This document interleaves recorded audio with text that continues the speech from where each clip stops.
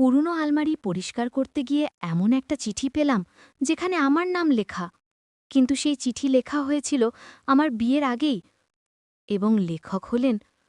রবিবার সকালে বাড়িতে বড় পরিষ্কারের আয়োজন চলছিল। শ্বশুরজি তার পুরনো ঘরটা পরিষ্কার করতে বললেন। আমি মোটামুটি সবকিছু গুছাচ্ছিলাম। হঠাৎ একটা পুরনো কাঠের বক্স পেলাম আলমারির একদম নিচে লুকানো। বক্সটা খুলতেই ভেতরে অনেক পুরনো ছবি আর কিছু চিঠি। আমি সেগুলো দেখতে শুরু করলাম।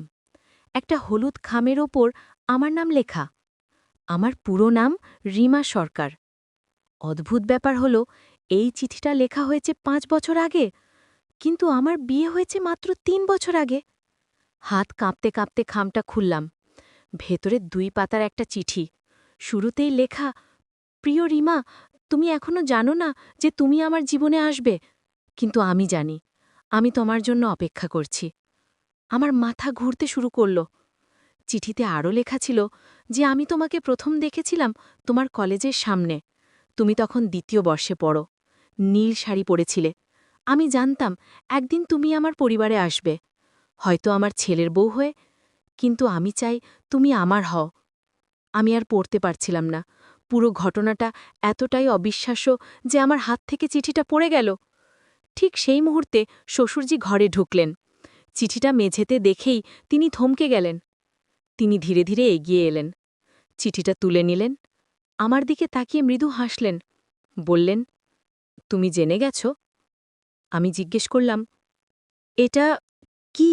আপনি আমাকে আমার বিয়ের আগে থেকে চিনতেন? তিনি মাথা নাড়লেন, বললেন, হ্যাঁ, আমি তোমাকে 5 বছর আগে দেখেছিলাম। প্রথম দেখাতেই মনে হয়েছিল তুমি আমার জন্য, কিন্তু বয়সের তফাত, সমাজ, সবকিছু বাধা ছিল। তাই আমি তোমাকে আমার ছেলের জন্য বেছে নিলাম। ভাবলাম অন্তত তুমি আমার কাছাকাছি থাকবে, আমার পরিবারের অংশ হবে। আমার মুখ দিয়ে কোনো কথা বেরোচ্ছিল না। তিনি আমার হাত ধরলেন, বললেন, কিন্তু এখন আর সহ্য হচ্ছে না। তোমাকে রোজ দেখি, কথা বলি, কিন্তু তোমাকে নিজের বলতে পারি না। আমি তোমাকে চাই। তুমি কি আমার সাথে নতুন জীবন শুরু করবে? আমার ভেতরে একটা তুফান বয়ে গেল। এতদিন যে মানুষটা আমাকে বাবার মতো যত্ন করেছেন, তিনি আসলে... মনের গোপন কোণে একটা অনুভূতি জেগে উঠল যা আমি কখনো স্বীকার করিনি।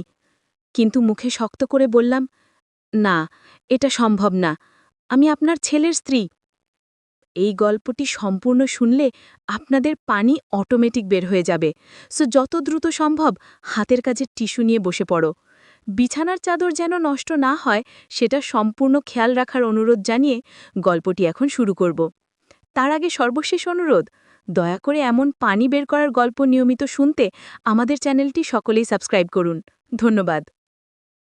হ্যালো বন্ধুরা, আমার নাম মেঘলা ভট্টাচার্য। আমার বয়স ৩৯ বছর। আমার স্বামীর নাম সৌরভ ভট্টাচার্য। বয়স ৫৩ বছর। আমাদের 2 সন্তান। আয়ান ২১ বছর বয়সী, ইউনিভার্সিটিতে পড়ে। স্নেহা ১৫ বছর বয়সী, স্কুলে যায়। আমার শ্বশুরজির নাম দেবরাজ ভট্টাচার্য। উনি একজন অবসরপ্রাপ্ত অধ্যাপক, বয়স ৭১ বছর।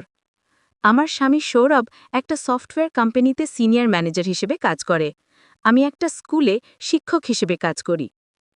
ঘটনাটা ঘটল গত রবিবার। সেদিন আমার স্বামী অফিসের কাজে দিল্লি গিয়েছিল। আয়ান তার বন্ধুদের সাথে ট্যুরে গেছে কাশ্মীরে। স্নেহা তার স্কুলের পিকনিকে দার্জিলিং গেছে। বাড়িতে ছিলাম শুধু আমি আর শ্বশুরজি। শ্বশুরজি সকালে বললেন, মেঘলা, আমার ঘরটা একটু পরিষ্কার করে দেবে? অনেক দিন হয়ে গেছে, অনেক জিনিসপত্র জমে গেছে। আমি বললাম, হ্যাঁ বাবা, অবশ্যই। শ্বশুরজির ঘরটা বাড়ির দোতলায়, বেশ বড় ঘর।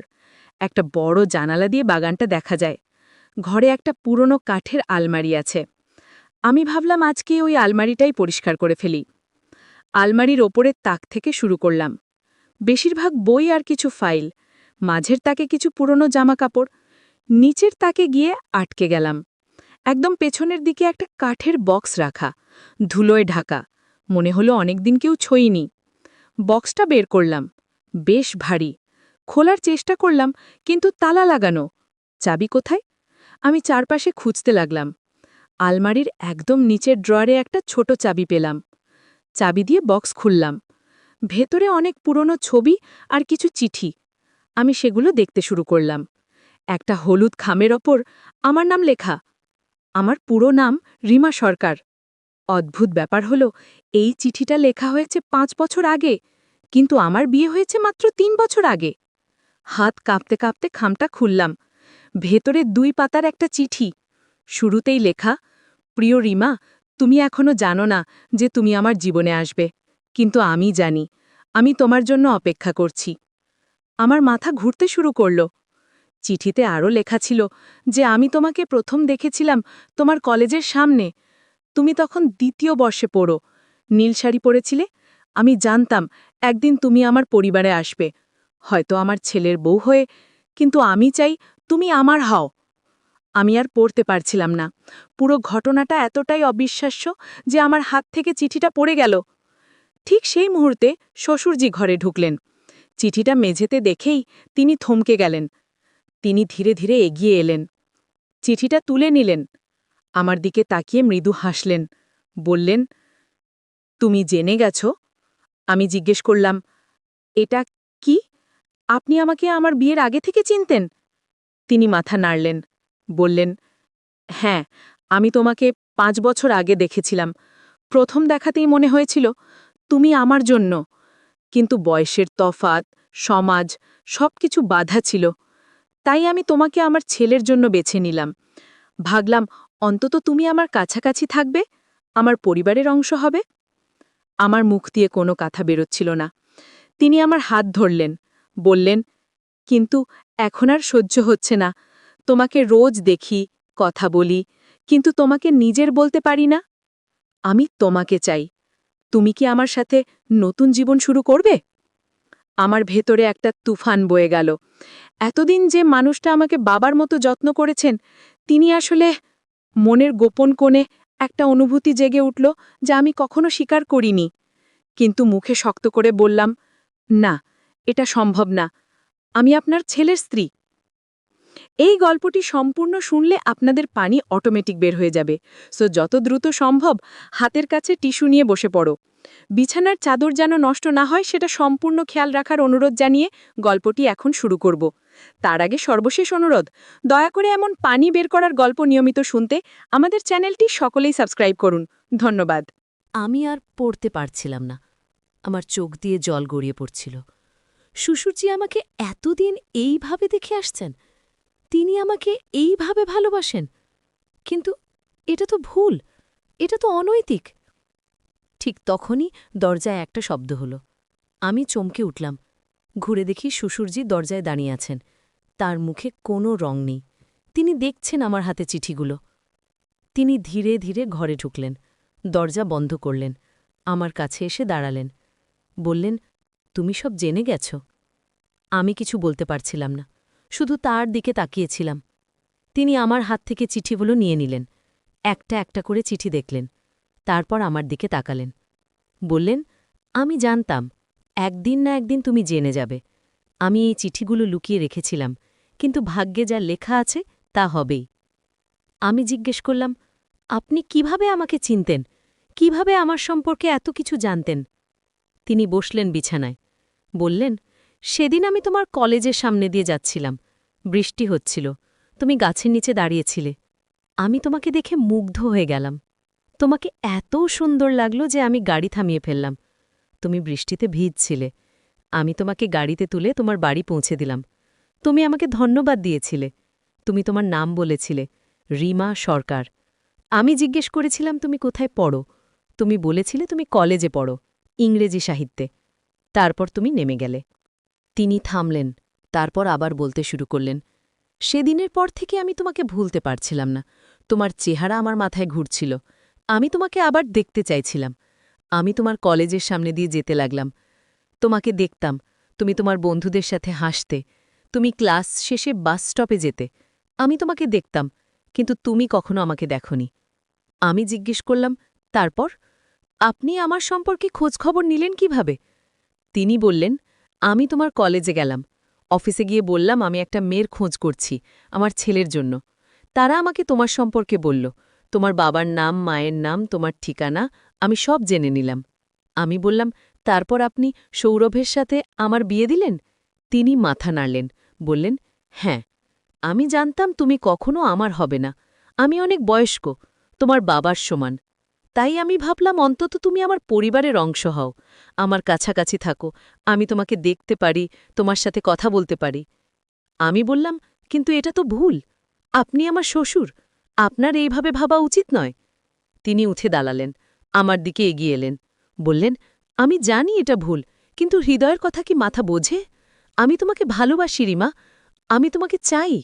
এই ৩ বছর আমি নিজেকে সংযত রেখেছি, কিন্তু এখন আর পারছি না। তোমাকে রোজ দেখি, তোমার হাসি দেখি, তোমার কথা শুনি, কিন্তু তোমাকে ছুঁতে পারি না। এটা আমার জন্য অসহ্য হয়ে উঠছে। তিনি আমার হাত ধরলেন, বললেন, তুমি কি কখনো আমার দিকে সেইভাবে তাকিয়েছ? তুমি কি কখনো অনুভব করেছ যে আমিও তোমার প্রতি আকৃষ্ট? আমি আমার হাত ছাড়িয়ে নিলাম, বললাম, না, আমি আপনাকে সবসময় বাবার মতো দেখেছি। আপনার প্রতি আমার শ্রদ্ধা আছে, কিন্তু ভালোবাসা নয়। তিনি আমার কাঁধ ধরলেন, বললেন, কিন্তু আমি তোমাকে ভালোবাসতে শিখাতে পারি। তুমি আমার সাথে নতুন জীবন শুরু করো। আমি তোমাকে সব দিতে পারব। সৌরভ তোমাকে যা দিতে পারে তার চেয়ে অনেক বেশি। আমি তার হাত সরিয়ে দিলাম, বললাম, না, আমি এটা করতে পারব না। আমি সৌরভকে ভালোবাসি, সে আমার স্বামী, আপনি আমার শ্বশুর। আমরা এই সম্পর্ক থেকে বেরোতে পারব না। তিনি রাগান্বিত হয়ে গেলেন, বললেন, তাহলে এই চিঠিগুলো তুমি সৌরভকে দেখাবে? তুমি তাকে বলবে যে তার বাবা তার স্ত্রীকে ভালোবাসে? আমি বললাম, আমি জানি না, আমাকে ভাবতে দিন। তিনি কাছে এসে দাঁড়ালেন, এত কাছে যে আমি তার নিঃশ্বাস অনুভব করতে পারছিলাম। বললেন, তুমি যদি সৌরভকে বলো তাহলে আমাদের পরিবার ভেঙে যাবে। সৌরভ আমাকে ঘৃণা করবে, তোমার সন্তানরা তাদের দাদুকে হারাবে। তুমি কি এটা চাও? আমি পিছিয়ে গেলাম, বললাম, আপনি আমাকে ব্ল্যাকমেল করছেন? তিনি বললেন, না, আমি শুধু সত্যি বলছি। তুমি যদি এই চিঠিগুলো সৌরভকে দেখাও তাহলে সব কিছু শেষ হয়ে যাবে। কিন্তু যদি তুমি চুপ থাকো, যদি তুমি আমার সাথে থাকো, তাহলে আমরা সবাই খুশি থাকতে পারব। আমার মাথায় হাজারটা চিন্তা ঘুরপাক খাচ্ছিল। আমি কি করব? সৌরভকে বলবো নাকি চুপ থাকব? ঠিক তখনই আমার ফোন বেজে উঠল। দেখি সৌরভের ফোন। আমি ফোন ধরলাম। সৌরভ বলল, হ্যালো মেঘলা, আমি দিল্লি থেকে ফিরছি, আজ রাতে বাড়ি পৌঁছে যাব। আমি বললাম, ঠিক আছে, সাবধানে আসো। ফোন রেখে দিলাম। শ্বশুরজির দিকে তাকালাম। তিনি আমার দিকে তাকিয়েছিলেন, তার চোখে একটা অদ্ভুত আবেগ। আমি বললাম, আমি নিচে যাচ্ছি, আমাকে একটু সময় দিন ভাবতে। তিনি কিছু বললেন না। আমি ঘর থেকে বেরিয়ে নিচে চলে এলাম। আমার মাথা ঠিক কাজ করছিল না, আমি কি করব? সন্ধেবেলা সৌরভ বাড়ি ফিরল। সে আমাকে জড়িয়ে ধরল, বলল, তোমাকে খুব মিস করেছি। আমি তার বুকে মুখ লুকালাম। ভাবলাম, তাকে কি বলবো? রাতে খাবার সময় শ্বশুরজি আমার দিকে তাকাচ্ছিলেন, কিন্তু কিছু বলছিলেন না। সৌরভ তার দিল্লির গল্প বলছিল, আমি শুনছিলাম, কিন্তু মন ছিল অন্য জায়গায়। রাতে শুয়ে ভাবছিলাম, আমি কি করব? সৌরভকে বলবো, কিন্তু তাহলে তো আমাদের পরিবার ভেঙে যাবে। সৌরভ তার বাবার সাথে সম্পর্ক ছিন্ন করে দেবে। আমার সন্তানরা তাদের দাদুকে হারাবে। কিন্তু যদি আমি চুপ থাকি, তাহলে শ্বশুরজি ভাববেন আমি তার প্রস্তাবে রাজি। তিনি আমার কাছে আরও কাছে আসার চেষ্টা করবেন। এটা কি ঠিক হবে? পরদিন সকলে আমি একটা সিদ্ধান্ত নিলাম। আমি শ্বশুরজির সাথে কথা বলবো, তাকে বোঝাবো যে এটা ভুল। তাকে বলবো যে আমরা এই সম্পর্ক ভুলে যাই। আপনি আমার শ্বশুর, আমি আপনার ছেলের স্ত্রী, এটাই আমাদের সম্পর্ক, আর কিছু নয়। তিনি হাসলেন, একটা তিক্ত হাসি। বললেন, তুমি ভাবছো এটা এত সহজ? তুমি ভাবছো আমি তোমাকে ভুলে যেতে পারবো?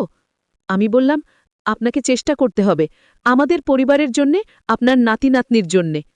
তিনি আমার কাছে এগিয়ে এলেন, বললেন, কিন্তু আমি তোমাকে ভালোবাসি রিমা, তুমি কি সেটা বুঝতে পারছো না?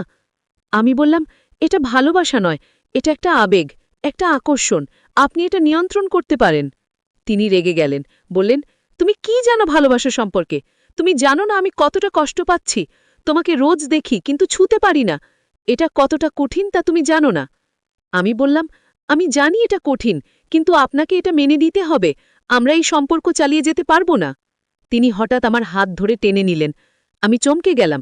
তিনি আমার খুব কাছে এসে দাঁড়ালেন, বললেন, তুমি যদি আমাকে ছেড়ে যাও তাহলে আমি সৌরভকে সব বলে দেব। আমি তাকে বলবো যে তুমি আমার সাথে সম্পর্ক করতে চাইছিলে, তুমি প্ররোচিত করছিলে। আমি অবাক হয়ে গেলাম, বললাম, আপনি এটা করতে পারবেন না, এটা মিথ্যে। তিনি বললেন, কিন্তু সৌরভ কাকে বিশ্বাস করবে, তার বাবাকে নাকি তার স্ত্রীকে? তুমি জানো যে সে তার বাবাকে অন্ধের মতো বিশ্বাস করে। আমার মাথা ঘুরতে শুরু করল। এটা কি হচ্ছে? শ্বশুরজি আমাকে ব্ল্যাকমেল করছেন? ঠিক তখনই দরজায় একটা শব্দ হলো। আমরা দুজনে ঘুরলাম। দেখি সৌরভ দরজায় দাঁড়িয়ে আছেন। তার হাতে একটা ব্যাগ, তার মুখে অবাক ভাব। সৌরভ বলল, এখানে কি হচ্ছে? বাবা, তুমি মেঘলার হাত ধরে আছো কেন? শ্বশুরজি আমার হাত ছেড়ে দিলেন। বললেন, কিছু না, আমরা শুধু কথা বলছিলাম। সৌরভ বলল, কিন্তু আমার তো মনে হচ্ছিল তুমি মেঘলাকে কিছু বলছিলে। আমি দরজার বাইরের থেকে তোমার বলা শুনতে পাচ্ছিলাম। আমি বললাম, সৌরভ, আমরা সত্যিই শুধু কথা বলছিলাম। সৌরভ বলল, না, আমি জানি এখানে কিছু একটা হচ্ছে। তুমি আমার কাছে কিছু লুকাচ্ছ মেঘলা। আমি তোমাকে গতকাল থেকে লক্ষ্য করছি। তুমি কিছু একটা ভাবছ। তুমি অন্যমনস্ক। আমি কিছু বলতে যাচ্ছিলাম, কিন্তু শ্বশুরজি বলে উঠলেন, সৌরভ, আসলে আমাদের একটা সমস্যা আছে। মেঘলা আমার কাছে একটা ব্যাপারে পরামর্শ চাইছিল। সৌরভ বলল, কি ব্যাপার? শ্বশুরজি বললেন, আসলে মেঘলা তার একজন সহকর্মীর সমস্যার কথা বলছিল।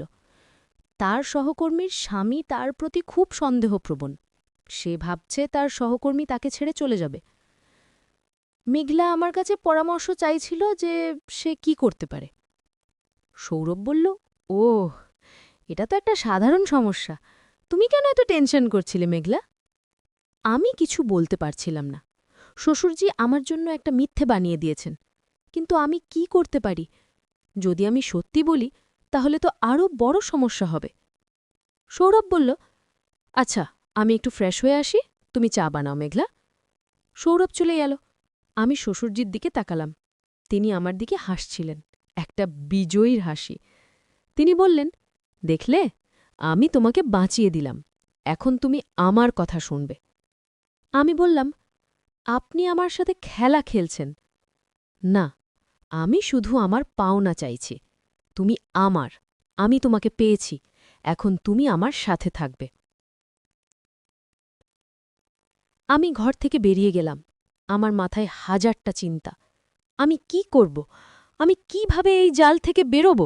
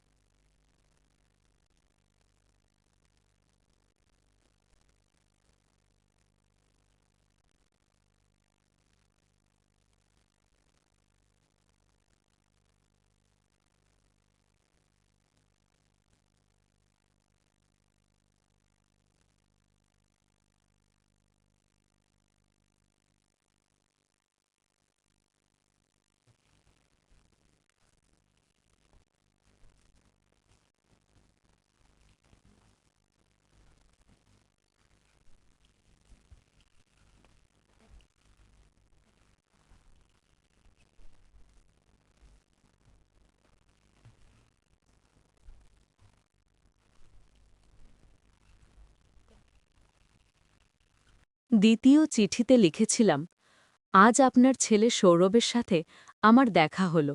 সে খুব ভালো ছেলে, কিন্তু আমার মন তাকে চায় না। আমার মন চায় আপনাকে, কিন্তু আমি জানি এটা কখনো সম্ভব না। আপনার বয়স আমার চেয়ে অনেক বেশি। আপনি আমার শ্বশুর হবেন। আমি আপনার ছেলে স্ত্রী হব। এটাই নিয়তি। তৃতীয় চিঠিতে লিখেছিলাম, আজ আমার সাথে সৌরভের বিয়ে ঠিক হয়ে গেল। আমি রাজি হয়ে গেছি, কারণ আমি জানি এটাই একমাত্র উপায় আপনার কাছাকাছি থাকার। যদি আমি সৌরভকে বিয়ে করি, তাহলে আমি আপনার পরিবারের অংশ হব। আমি আপনাকে রোজ দেখতে পারব, আপনার সাথে কথা বলতে পারব। এটাই আমার কাছে যথেষ্ট। আমি অবাক হয়ে গেলাম। আমি এই চিঠিগুলো কখন লিখেছিলাম? আমার কোনো মনে নেই। হয়তো আমি লিখে ভুলে গিয়েছিলাম। হয়তো আমার অবচেতন মন এই চিঠিগুলো লিখেছিল। চতুর্থ চিঠিতে লিখেছিলাম, আজ আমার বিয়ে। আমি সৌরভের স্ত্রী হয়ে গেলাম, কিন্তু আমার হৃদয়ে আপনার। আমি জানি আপনিও আমার দিকে তাকিয়েছিলেন। আপনার চোখে আমি কষ্ট দেখেছিলাম। আমার মনে হয়েছিল আপনিও আমার মতো অনুভব করছেন। কিন্তু আমরা কেউ কিছু বলতে পারিনি। আমরা কেউ আমাদের অনুভূতি প্রকাশ করতে পারিনি। ৫ম চিঠিতে লিখেছিলাম, আজ আমি আপনার বাড়িতে এসেছি। আমার নতুন সংসার শুরু হয়েছে। সৌরভ আমার প্রতি খুব যত্নশীল। কিন্তু আমার মন আপনার কাছে। আমি আপনার সাথে কথা বলতে চাই। আমি আপনাকে বলতে চাই যে আমি আপনাকে ভালোবাসি। কিন্তু আমি জানি এটা সম্ভব না। আমি আপনার ছেলের স্ত্রী। আমি এই সম্পর্ক নষ্ট করতে পারি না। আমি চিঠিগুলো শেষ করে ফেললাম। আমার চোখ দিয়ে জল গড়িয়ে পড়ছিল। আমি এতদিন নিজের কাছে মিথ্যে বলেছিলাম। আমি ভেবেছিলাম আমি শ্বশুরজিকে শুধু শ্রদ্ধা করি। কিন্তু সত্যি হল আমি তাকে ভালোবাসতাম। আমিও তার মতো একই অনুভব পেতাম। কিন্তু আমরা দুজনেই আমাদের অনুভূতি লুকিয়ে রেখেছিলাম। আমরা দুজনেই ভয় পেয়েছিলাম। সমাজের ভয়, পরিবারের ভয়, নৈতিকতার ভয়। এখন শ্বশুরজি নেই। আমি কখনো তাকে বলতে পারবো না যে আমিও তাকে ভালোবাসতাম। কিন্তু হয়তো তিনি জানতেন। হয়তো তিনি আমার চিঠিগুলো পড়েছিলেন। হয়তো তাই তিনি সেই চিঠিগুলো সযত্নে রেখেছিলেন। আমি আরও খুঁজতে লাগলাম। বক্সের একদম নিচে একটা চিঠি পেলাম। এটা শ্বশুরজির লেখা, শেষ চিঠি। চিঠিতে লেখা ছিল, প্রিয় মেঘলা, আমি জানি তুমিও আমাকে ভালোবাসো। আমি তোমার চিঠিগুলো পেয়েছিলাম। তুমি সেগুলো লিখে আমার ঘরে লুকিয়ে রেখে গিয়েছিলে। আমি সেগুলো পড়েছি। আমার বুক ভরে গিয়েছিল খুশিতে। আমি ভাবিনি তুমিও আমার মতো অনুভব করো। চিঠিতে আরও লেখা ছিল, কিন্তু আমরা দুজনেই জানি এই ভালোবাসা অসম্ভব। আমি তোমার শ্বশুর, তুমি আমার ছেলের স্ত্রী। আমরা এই সম্পর্ক রাখতে পারি না। আমরা পরিবারকে ভাঙতে পারি না। তাই আমি চুপ ছিলাম। আমি তোমাকে দূর থেকে ভালোবাসতাম। তোমাকে দেখতাম, তোমার সাথে কথা বলতাম, কিন্তু কখনো তোমার কাছে আমার হৃদয়ের কথা বলিনি। চিঠি শেষে লেখা ছিল, কিন্তু সেদিন আমি ভুল করে ফেলেছিলাম। যেদিন তুমি আমার চিঠিগুলো পেয়েছিলে, আমি নিজেকে সামলাতে পারিনি। আমি তোমাকে জোর করতে চেয়েছিলাম। আমি ভুল করেছিলাম। আমি আমার অনুভূতির কাছে হেরে গিয়েছিলাম। কিন্তু আমি জানতাম এটা ভুল। তাই আমি সেদিন থেকে তোমার থেকে দূরে থাকার চেষ্টা করছিলাম। কিন্তু ভাগ্যে অন্য কিছু ছিল। আমার হার্ট অ্যাটাক হলো। আমি জানি আমার সময় শেষ হয়ে আসছে। তাই আমি এই চিঠিটা লিখছি। আমি তোমাকে বলতে চাই যে আমি তোমাকে সত্যিই ভালোবাসতাম। কিন্তু আমি তোমাকে আমার স্বার্থের জন্য ব্যবহার করতে চাইনি। তুমি সৌরভীর সাথে সুখে থাকো। তুমি আমাকে ভুলে যাও। আমাকে মাফ করে দিও। আমি চিঠিটা পড়ে কাঁদতে শুরু করলাম। শ্বশুরজি জানতেন, তিনি সব জানতেন। তিনি জানতেন আমিও তাকে ভালোবাসতাম। কিন্তু আমরা দুজনেই আমাদের ভালোবাসা চাপা দিয়ে রেখেছিলাম। পরিবারের জন্য, সমাজের জন্য, নৈতিকতার জন্য। কিন্তু এখন আর কোনো মানে নেই। শ্বশুরজি চলে গেছেন। আমি আমার ভালোবাসা হারিয়ে ফেলেছি। আমি কখনো তার কাছে আমার অনুভূতি প্রকাশ করতে পারিনি। আমরা দুজনেই আমাদের ভালোবাসা লুকিয়ে রেখেছিলাম। তারপরের দিনগুলো খুব কঠিন ছিল। আমি শ্বশুরজিকে খুব মিস করছিলাম। কিন্তু আমি কাউকে বলতে পারছিলাম না। সৌরভ ভাবছিল আমি তার বাবাকে শ্রদ্ধা করতাম বলে মিস করছি। কিন্তু সত্যি হলো আমি তাকে ভালোবাসতাম বলে মিস করছিলাম। একদিন আমি সৌরভের সাথে কথা বলছিলাম। সে বলল, বাবা সবসময় তোমার কথা বলতো। বলতো তুমি কতটা ভালো মেয়ে, তুমি কতটা যত্নশীল। আমার মনে হয় বাবা তোমাকে তার মেয়ের মতো দেখত। আমি মনে মনে হাসলাম। মেয়ের মতো না, ভালোবাসার মানুষ হিসেবে দেখত। কিন্তু আমি সৌরভকে কিছু বললাম না। কিছু সত্য লুকিয়ে রাখাই ভালো। সৌরভ আরও বলল, বাবা মারা যাওয়ার আগে আমাকে বলেছিল যে আমি যেন তোমাকে সবসময় খুশি রাখি। বলেছিল তুমি খুব ভালো মেয়ে, আমি যেন তোমাকে কখনো হারাতে না দিই। আমি তার কথা রাখব মেঘলা, আমি তোমাকে সবসময় খুশি রাখব। আমি সৌরভকে জড়িয়ে ধরলাম। বললাম, আমি জানি তুমি খুব ভালো স্বামী, আমি তোমার সাথে খুশি আছি। কিন্তু আমার মনের ভেতরে একটা কষ্ট রয়ে গেল, একটা অপূর্ণতা।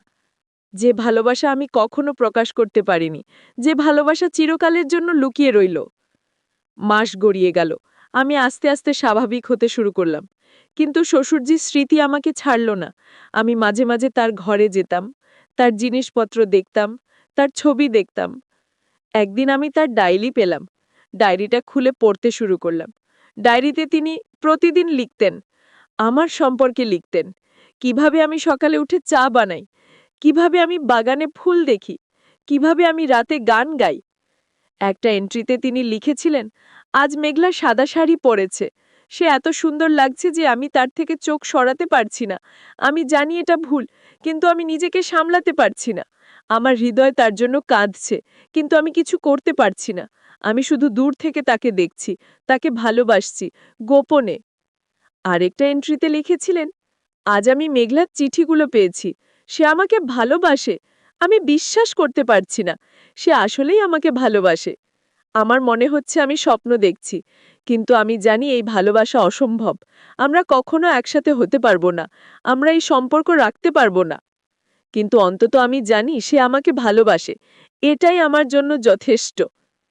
শেষ এন্ট্রিতে লিখেছিলেন, আমার মনে হচ্ছে আমার সময় শেষ হয়ে আসছে।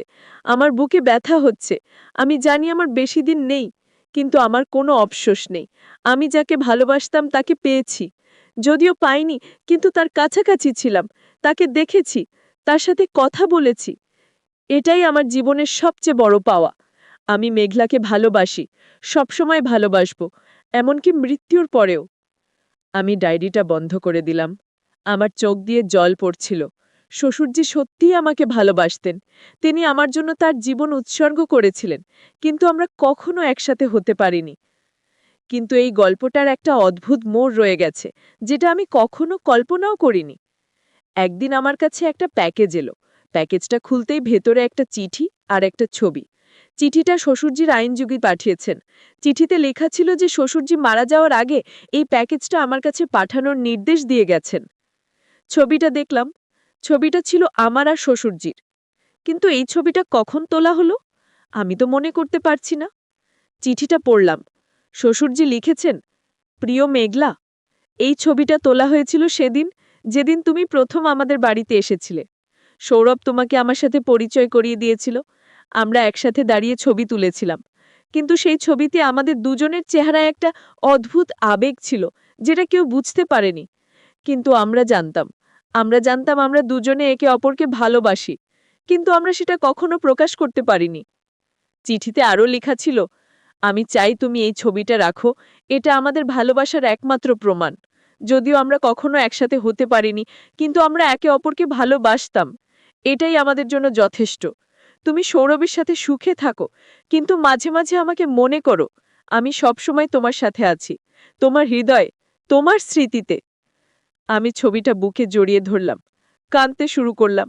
শ্বশুরজি চলে গেছেন, কিন্তু তার ভালোবাসা রয়ে গেছে আমার হৃদয়ে, আমার স্মৃতিতে। কিন্তু গল্পটা এখানেই